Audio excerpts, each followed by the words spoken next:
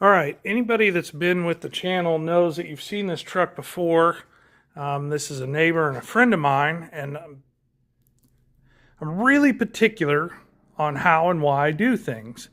And so when it was here last time, it had a burnt pin on the fuel pump side that drives.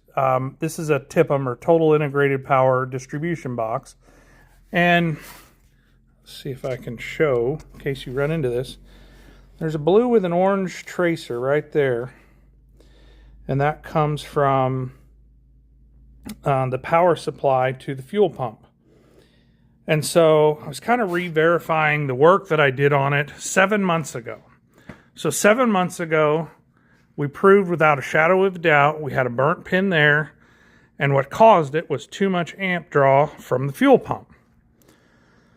So I didn't mess around. This truck works for a living. They depend on this truck. I understand all this. So I didn't want to put aftermarket parts on here. I thought, well, we'll go to the mothership and we will get the parts. So we got a factory TIPM, which was burnt. This is a high failure rate item, so no big deal.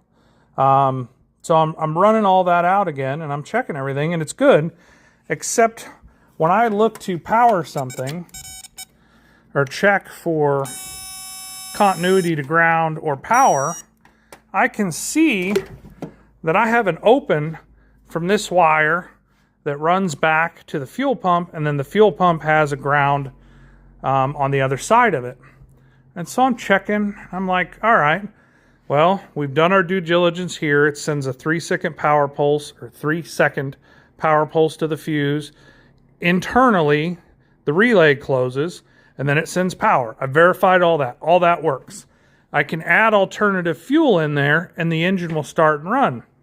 And so I go back here, and you're just going to have to take my word for it, and I'll do a second video once I pull the pump out of it. But I put a factory OE fuel pump in here.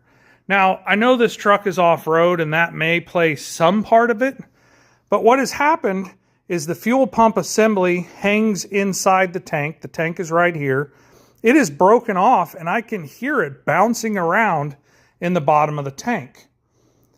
And I'm just like, really? We paid good money for a fuel pump and a TIPM, or Total Integrated Power Distribution Module, and it lasted 7 months and almost 19,000 miles. Like I said, this truck works. I understand it. But it's really frustrating when you try and do everything you can and the parts house lets you down, even at the dealership. We're going to get a new one.